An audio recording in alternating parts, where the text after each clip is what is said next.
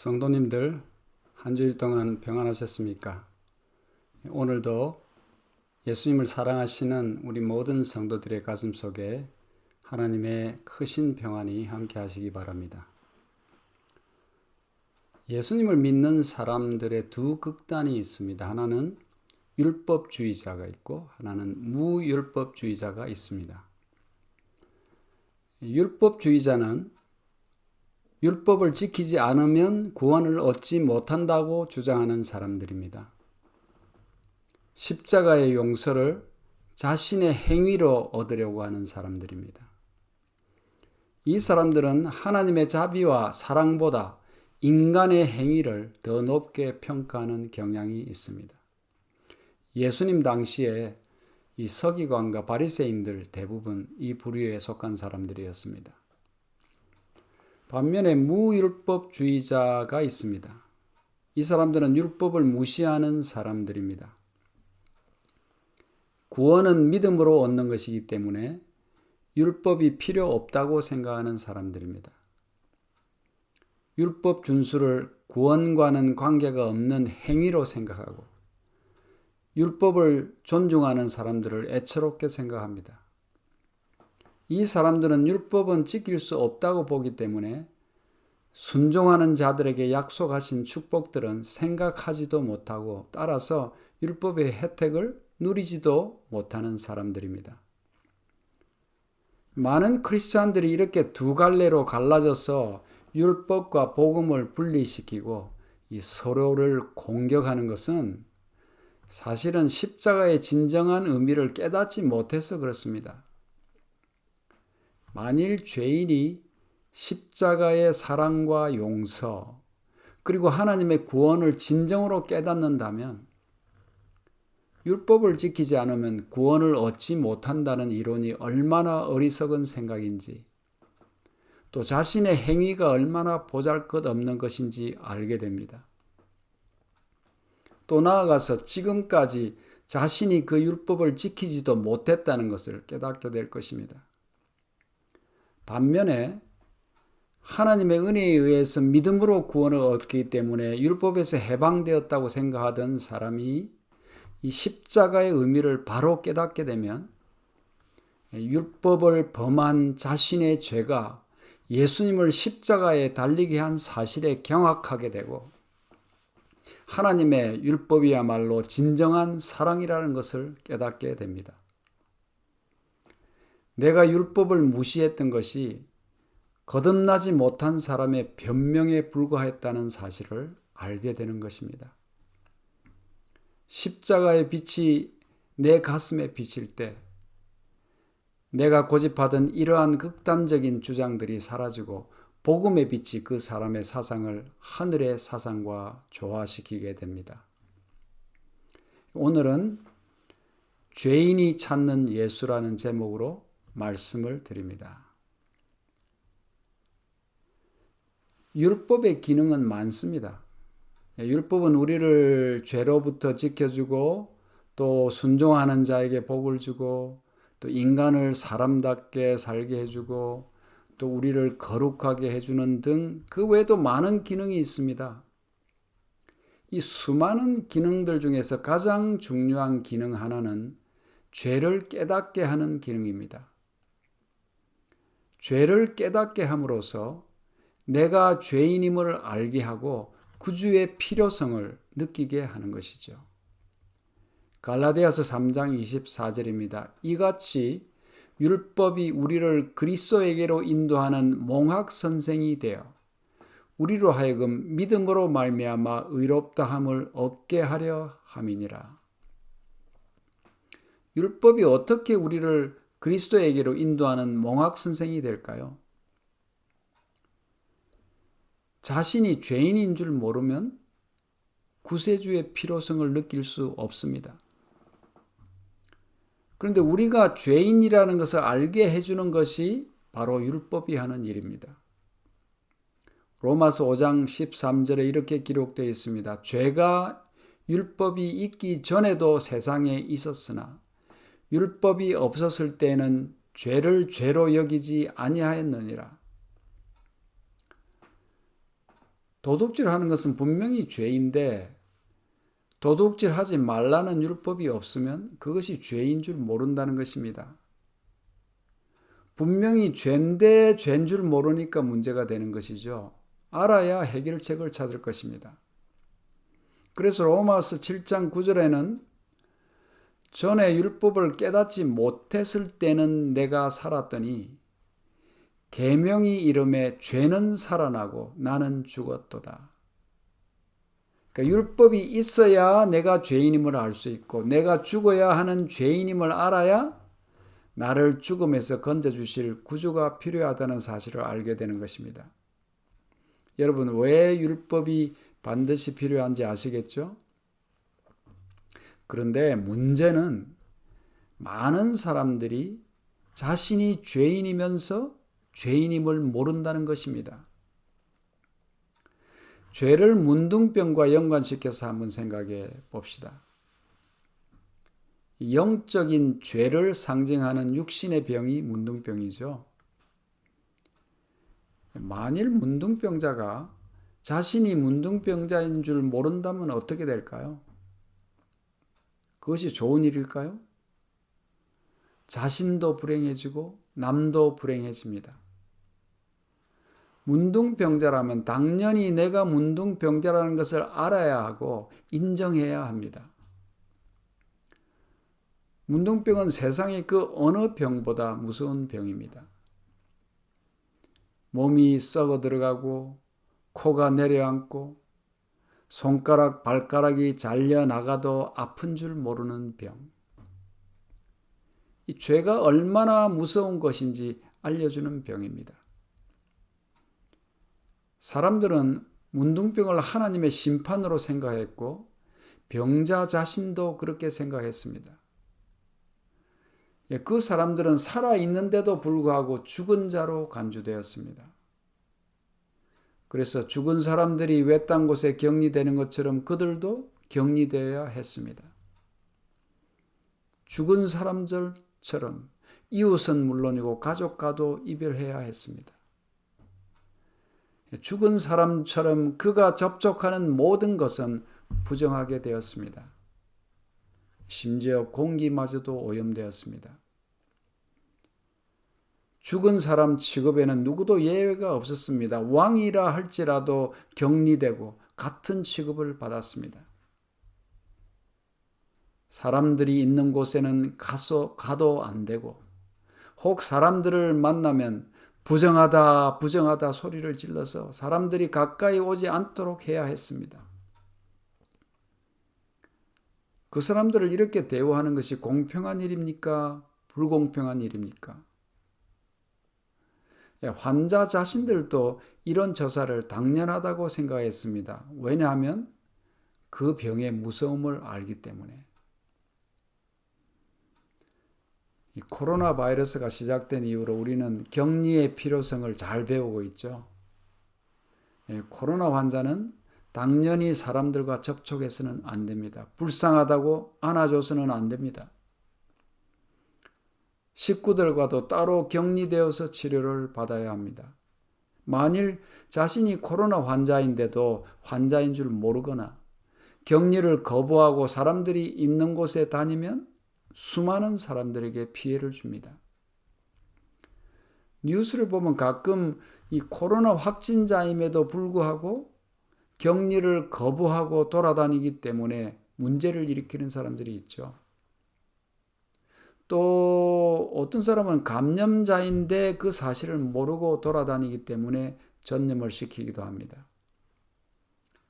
또 감염자가 있는 장소에 함께 있었는데도 그 사실을 숨기고 자신은 아무 관련이 없는 것처럼 조사를 방해하는 것도 문제가 되죠. 이 문둥병자들이 사람들로부터 격리되고 혹 사람을 만나면 부정하다고 외치는 것은 당연한 일이었습니다.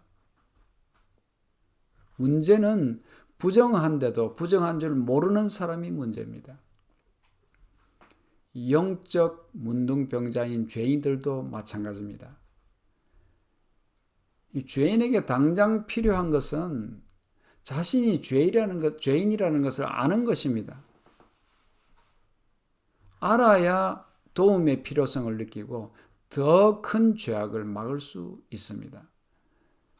그런데 많은 죄인들이 자기가 부정하면서도 부정하지 않은 척 하면서 살아갑니다. 가만히 있기라도 하면 좋은데 자신은 깨끗한 척 하면서 다른 사람을 부정하다고 공격합니다. 참 이상한 세상이 되었습니다. 자신의 부정을 인정하고 솔직해지라는 것이 성경의 가르침입니다. 문둥병자가 부정하다고 외치면서 다른 사람이 접근하지 못하도록 외쳤던 양심이 오늘날도 필요합니다. 자신의 죄를 인정하는 사람이 훌륭한 사람이고 그 사람이 고침을 받을 수 있는 조건을 갖춘 사람입니다. 자신이 죄인임을 인정할 때 예수님이 구세주로 일하실 수 있는 것입니다. 마태복음 8장에 보면 예수님을 만난 한 문둥병자의 이야기가 나옵니다. 마태복음 8장 1절부터 4절에 있는 말씀을 보겠습니다.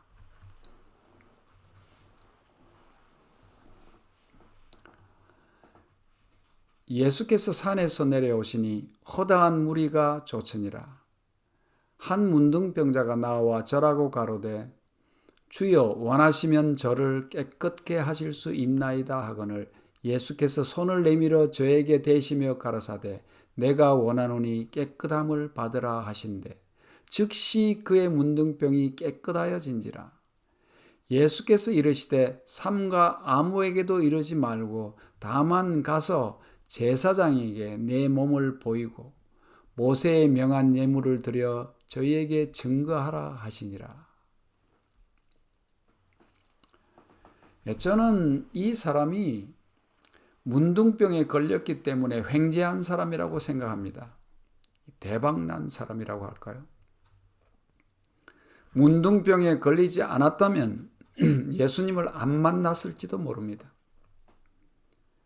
예수님을 만날 필요성을 느끼지 못했을 가능성이 많고 혹 만났다고 하더라도 그렇게 간절한 마음으로 예수님의 필요성을 느끼지 못했을 것입니다.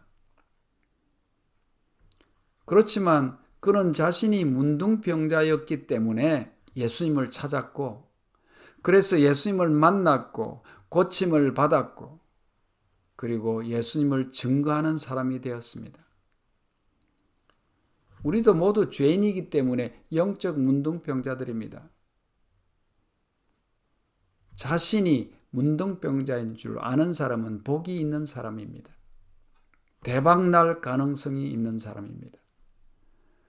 문제는 문둥병자이면서 아니라고 우기는 것 또는 내가 문둥병자임을 모르는 것입니다. 자신이 죄인임을 알고 인정하고 다른 사람에게 전념시킬까 봐 나는 부정하다고 외칠 수 있는 사람이 되어야 합니다. 죄인이면서도 죄인인 줄 모르는 사람은 참으로 불쌍한 이 희망 없는 문둥병자에 불과합니다. 왜냐하면 죄인인 줄 모르면 예수님이 필요 없기 때문입니다. 누가복음 5장 31절 32절입니다. 예수께서 대답하여 가라사대 건강한 자에게는 의원이 쓸데없고 병든 자에게라야 쓸데있나니 내가 의인을 부르러 온 것이 아니요 죄인을 불러 회개시키러 왔노라. 죄인인 줄 알아야 예수님께 고침을 받을 것인데 대박이 날 것인데 죄인이 아니니까 고침을 받을 필요가 없는 것입니다. 죄인인 줄 알아야 회개할 것인데 죄인이 아니니까 회개할 수 없는 것입니다.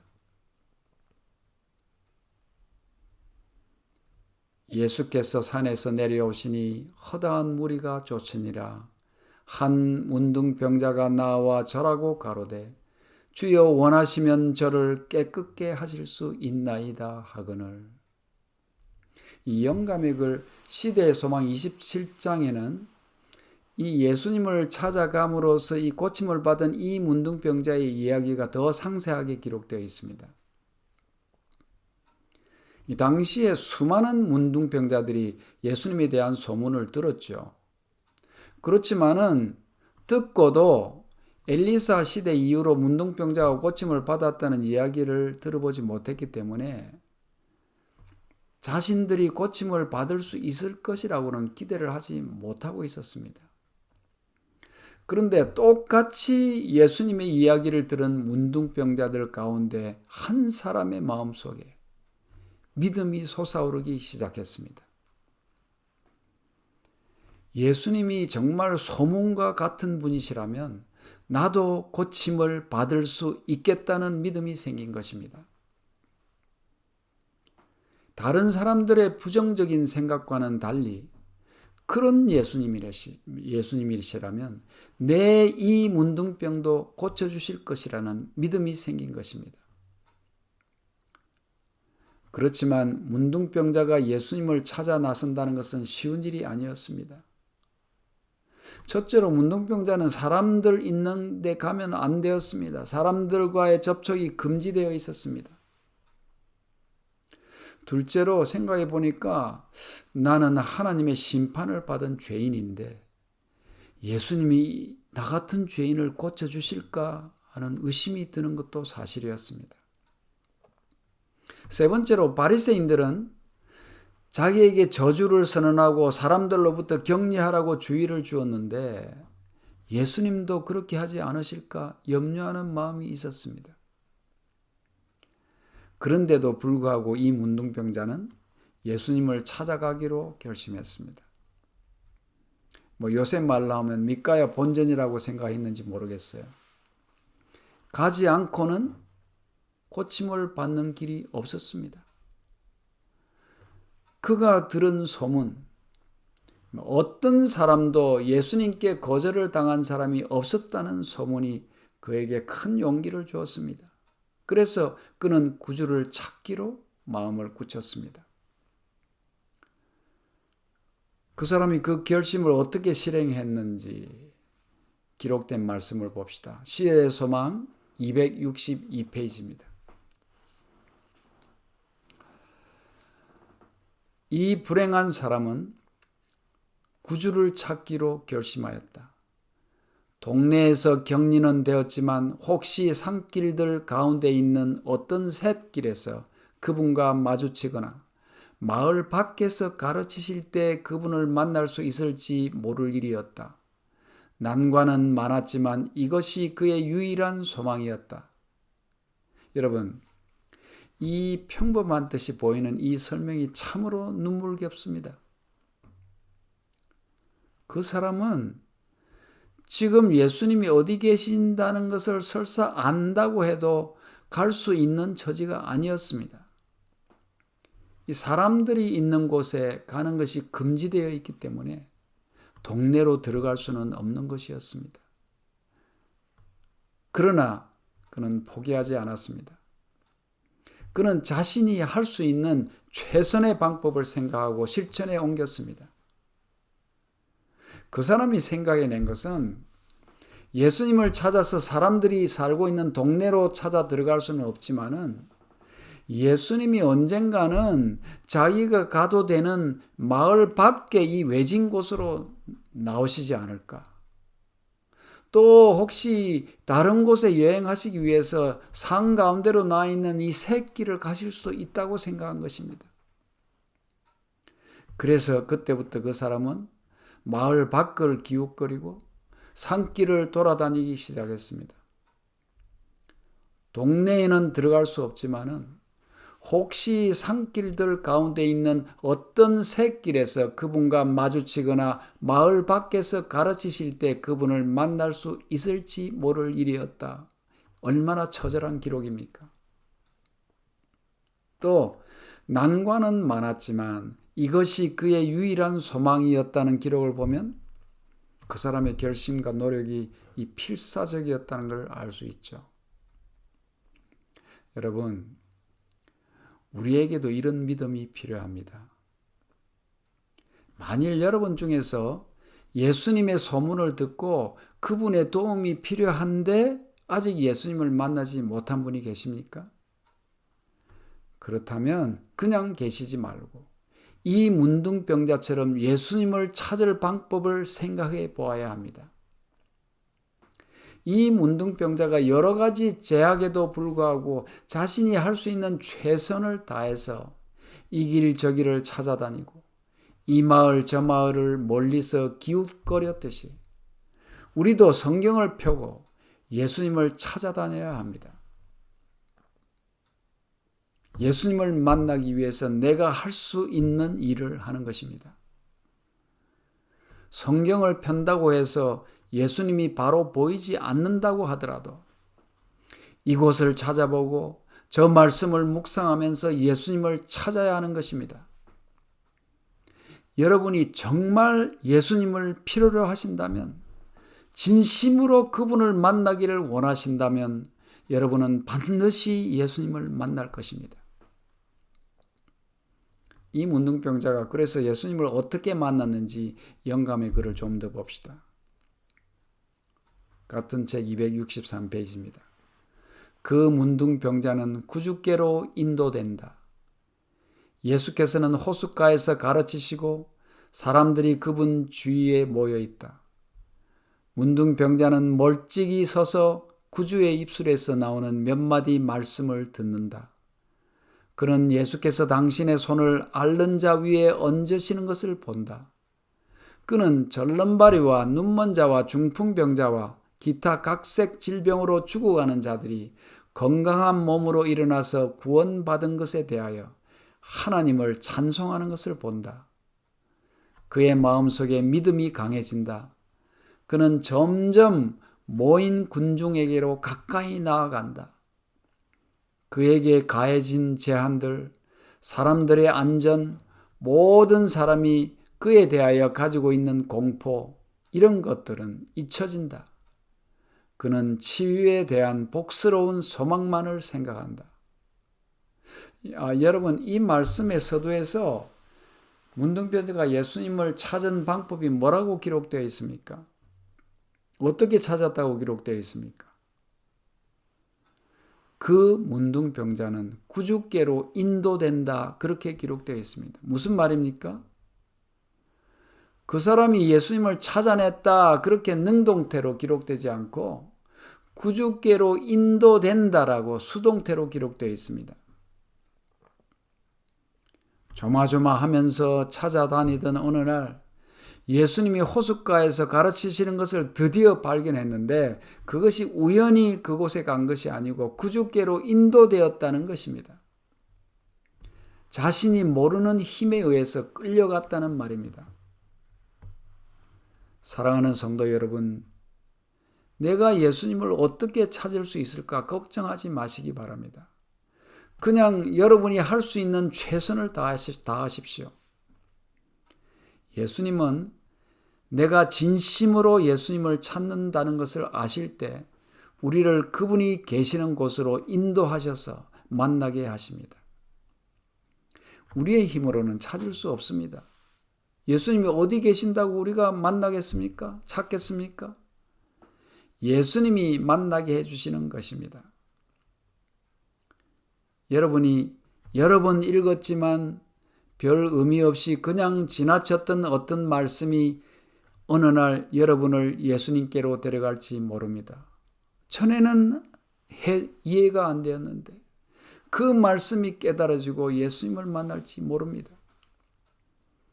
예수님을 만나기 위한 간절한 마음으로 듣는 설교에서 예수님을 만날지 모릅니다. 조용한 새벽 또는 캄캄한 밤중에 한적한 곳에서 하늘을 향해 마음을 열고 기도할 때 주님을 만날지 모릅니다. 한 사람의 미소 속에서 아니면 그 사람의 눈물에서 또는 군중들의 아우성 속에서 그분을 만날지 모릅니다. 분명한 것은 내가 진심으로 예수님을 찾는다면, 그것이 진심이라면 보이지 않는 손에 의해서 주님이 계신 곳으로 이끌려 가거나 주님께서 몸소 나를 찾아오시는 것입니다. 내가 진심으로 예수님을 찾는다면. 예레미야서 29장 13절입니다. 너희가 전심으로 나를 찾고 찾으면 나를 만나리라. 수많은 사람들이 이 말씀을 믿었고 그래서 예수님을 찾았고 그리고 만났습니다. 한 번 만나고 끝나는 것이 아닙니다. 우리는 매일 예수님을 찾고 매일 그분을 만나야 합니다. 사랑하는 성도 여러분, 이 약속이 여러분의 삶 속에서 매일 실현되기를 기도합니다. 이 문둥병자는 호숫가에 계신 예수님을 드디어 발견했지만은 이 사람들에게 둘러싸여 계신 예수님에게 바로 접근할 수가 없었습니다. 사람들이 있으니까요. 그래서 멀리 숨어서 예수님이 하시는 말씀을 들었습니다. 그리고 예수님이 병자들을 고쳐주시는 장면을 보았습니다. 절름발이가 뛰고 눈먼 자가 눈을 뜨고 중풍병자가 일어나서 하나님을 찬송하는 것을 보았을 때 그의 믿음이 강해져 갔습니다. 그리고 자신도 모르게 점점 군중이 있는 곳으로 걸어가게 되었습니다. 그를 맡고 있던 문둥병자가 지켜야 할 규정, 사람들의 시선과 공포심이 사라지면서 나도 고침을 받을 수 있다는 오직 그 생각에 사로잡혀서 자신도 모르게 점점 예수님께로 다가가는 것이었습니다. 그 다음 말씀을 보겠습니다. 그들의 혐오하는 표정은 그에게 보이지 않는다. 사람들이 이제 그것을 문둥병자가 오는 걸 보고는 어떻게 했어요? 깜짝 놀라고 짐승 바라보듯이 받지 않겠습니까? 그러나 그 사람들의 표정이 보이지 않는 것입니다. 그는 오직 하나님의 아들만을 본다. 그는 죽어가는 자에게 생명을 말씀하시는 그 음성만을 듣는다. 그는 예수께로 달려와 그의 발 아래 자기 몸을 던지면서 이렇게 부르짖는다. 주여, 원하시면 저를 깨끗게 하실 수 있나이다. 내가 원하노니 깨끗함을 받으라고 하시며 예수께서는 그에게 당신의 손을 얹으셨다. 해피엔딩입니다. 여러분, 예수님을 만난 모든 사람들의 이야기가 해피엔딩으로 끝나는 것이 아닙니다. 수많은 사람들이 예수님을 만났지만 만났다고 해서 다 예수님을 주님으로 영접한 것이 아닙니다.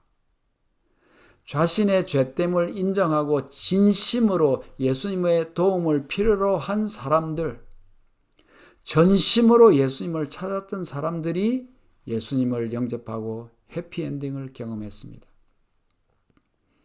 이 문둥병자는 자신의 속절없는 처지를 알았고 그 불행덕택으로 예수님을 찾았기 때문에 간절한 마음으로 만나기를 원했기 때문에 고침을 받기를 소원했기 때문에 그분을 만나고 구원을 얻을 수 있었습니다. 우리도 우리가 속절없는 죄의 문둥병자임을 알 때 예수님을 필요로 하게 되고 예수님을 찾게 됩니다. 그런데 우리가 이렇게 죄인임을 알게 해주고 예수님께로 데려가는 것이 바로 율법입니다. 예수님을 찾고 그래서 예수님을 만나게 되면 예수님을 사랑하지 않을 수 없게 됩니다. 우연히 그냥 밀려서 만나서는 예수님을 사랑하지 못할 수 있어요. 그러나 내가 전심으로 예수님을 찾고 그래서 만나게 되면 예수님과 사랑에 빠지는 것입니다. 여러분, 예수님을 사랑하는 사람에게 일어나는 현상이 무엇인지 아십니까?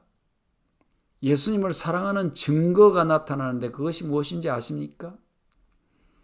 요한복음 14장 15절입니다. 예수님이 가르쳐 주셨습니다. 예수님을 사랑하면 어떻게 되는지. 너희가 나를 사랑하면 나의 계명을 지키리라. 사랑하는 여러분, 매일 자신을 율법에 비추어 보고 성령님의 도우심을 따라서 율법의 요구를 이루어가는 주님의 백성이 되시기 바랍니다. 저는 솔직히 예수님을 언제 만났는지 모릅니다. 그러나 나도 모르는 어느 날 예수님이 저와 함께 계신다는 것을 알게 되었습니다. 그것이 예수님을 만나기 위해서 몸부림치던 현장이었는지 예수님을 구하는 기도의 시간이었는지 알 수가 없습니다.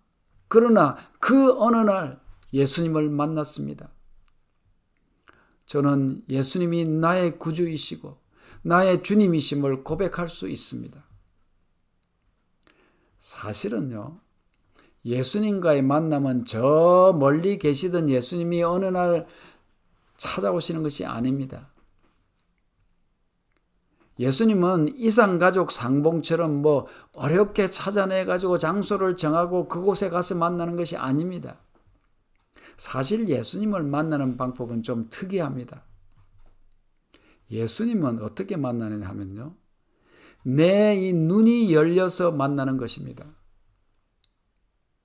예수님은 우리를 떠나신 일이 없습니다. 언제나 우리 곁에 계셨습니다. 그 사실을 믿으시기 바랍니다. 곁에 계신데, 내 마음 문을 두드리고 계신데 내가 보지 못해서 만나지 못했습니다.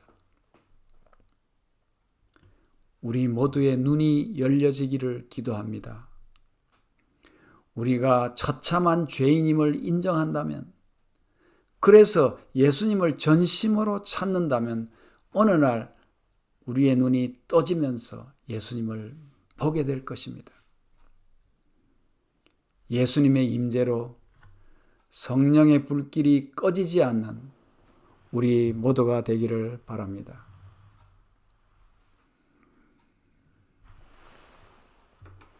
기도하겠습니다. 하늘에 계신 우리 아버지, 우리가 죄인임을 알게 해주셔서 감사합니다. 우리의 소원은 예수님과 영원히 함께 사는 것입니다. 우리의 눈을 열어 우리의 죄를 지시고 십자가에 달리신 그리스도를 보게 하시며 예수님을 사랑함으로써 주님의 계명을 지킬 수 있는 예수님의 사람들이 되게 하옵소서. 예수님의 은혜와 하나님의 사랑과 성령님의 감동하심이 우리와 영원히 함께하여 주시옵기를 예수 그리스도의 이름으로 기도드립니다. 아멘.